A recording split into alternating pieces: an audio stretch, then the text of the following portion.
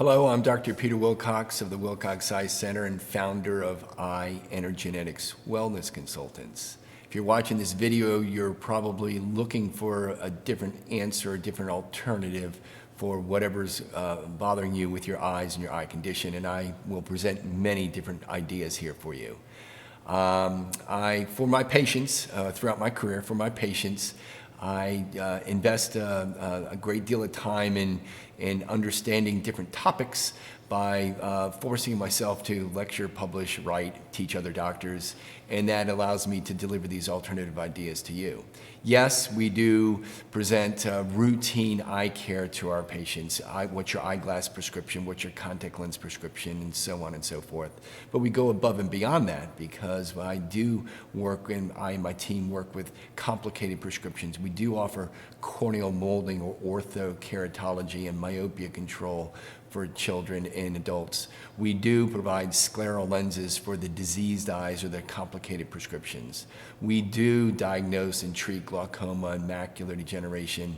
And a different tact I took in life is when a few years ago when one of my patients, two of my patients, properly managed under the standard of care with macular degeneration, had a sight-threatening bleed in the eye. And I sat there and said, well, I can't stand for this because I'm doing what everybody is supposed to do, and these people are getting worse. So I went off in these different tangents. And there's four things that have evolved from this.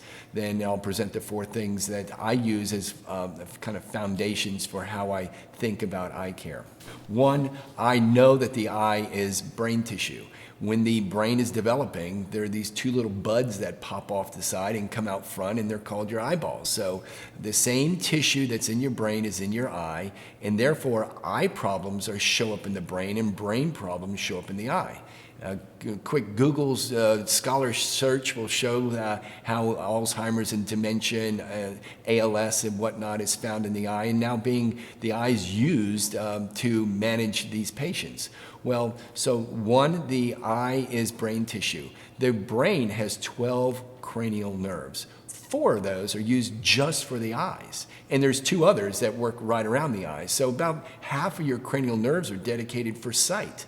So it's very important that the eye doctor, and how I approach things, we're basically a neuro-optometrist, because every time we ask you to look up, look down, look at your pupils, we're evaluating brain wellness. We look in the back of the eye with different technologies, and our office has a lot of cutting-edge technology to analyze the eyes, but then also make the leap in the association between what's going on with the brain.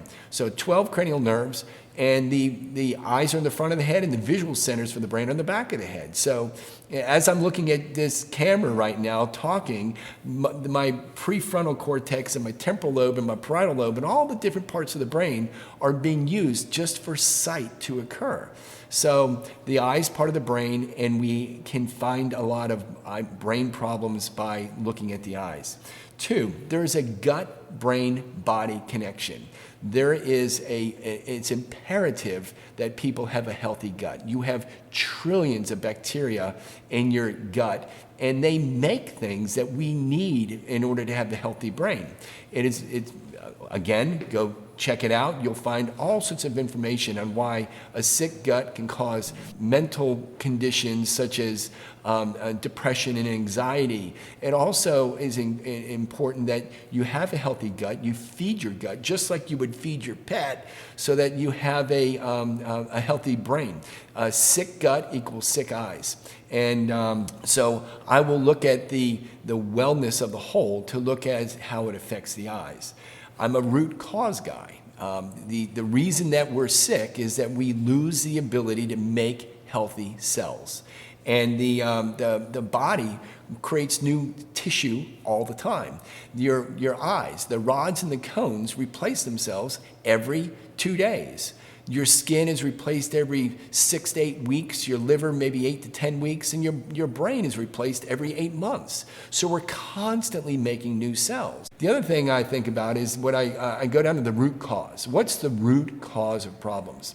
And there's a 4-legged stool that I'm always considering with every patient all the time, and those legs are circulation, inflammation, minerals, and voltage. You have to have good circulation. And you think about circulation. Circulation is not only just the blood, but it's the air, the oxygen that's dissolved in the blood. It's the lymphatics. It's the energy. It's the emotion. There's so much circulation that goes on in the body.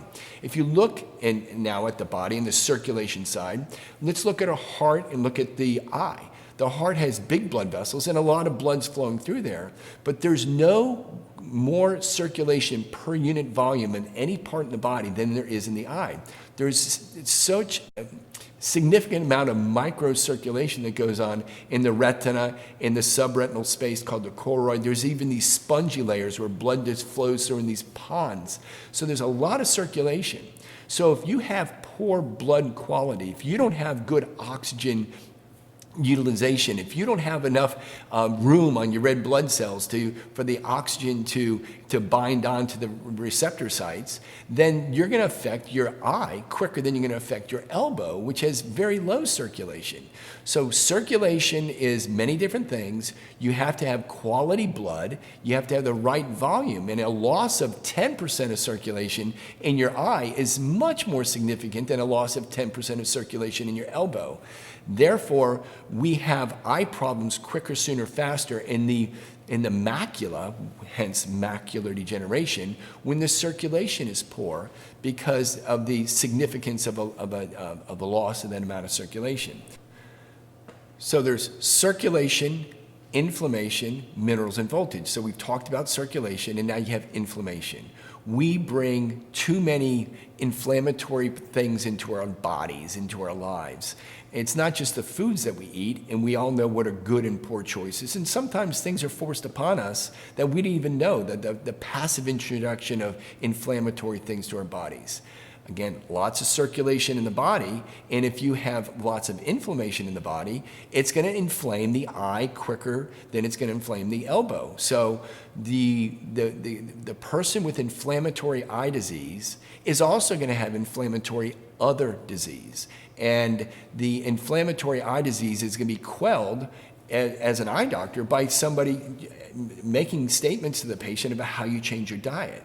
So the inflammation has to be reduced, and those are choices that are sometimes difficult for patients to know what to cut out. And frankly, there's a lot of times patients don't realize that the domino effect of how that inflammatory diet, the poor choice of foods has caused the eye problem. And you fix the eye problem, all of a sudden their rheumatoid arthritis and other inflammatory conditions improve. Then we have minerals.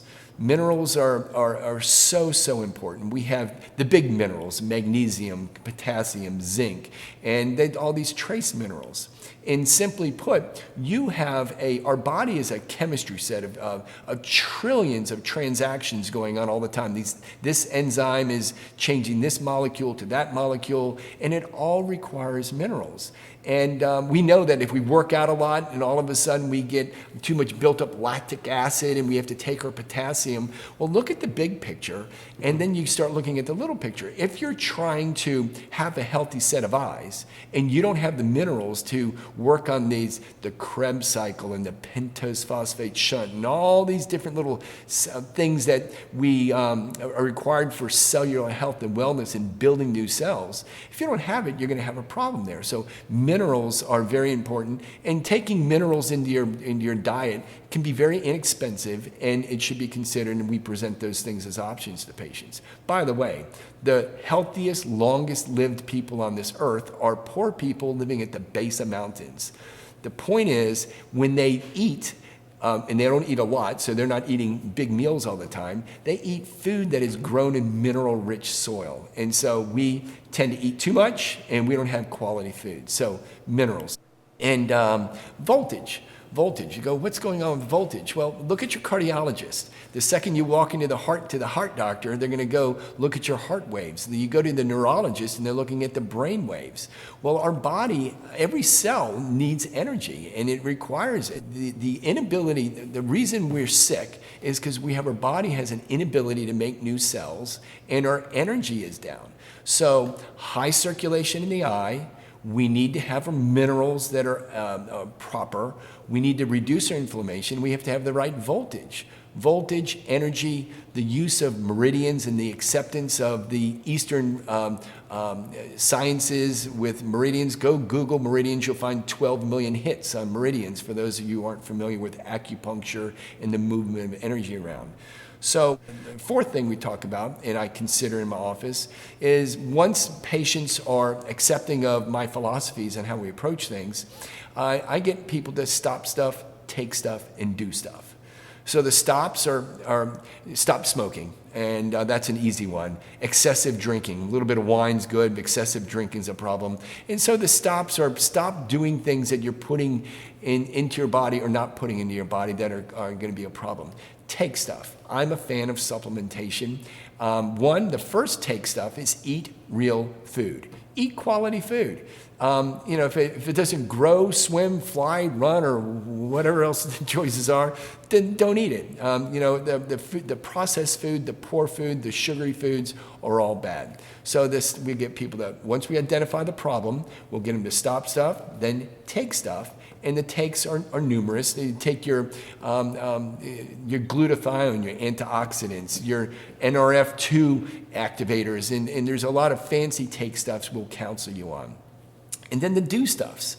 You go, what do you mean do stuffs? Well, the do is simple. Number one, exercise. Move your bones. Move all the muscles around. Your muscles aren't just rubber bands that move bones around. They're also energy makers. When you move a muscle, you produce energy, and you're helping your mitochondria and your circulation and emptying out your lymphatics.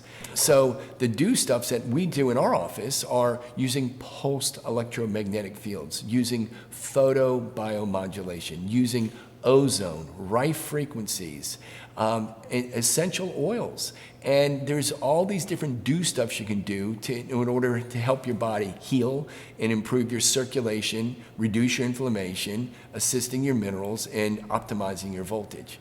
So look us up and give us a call and watch some of these other videos where I'll go over these things to introduce to you, and you can have a little better understanding there. Thank you.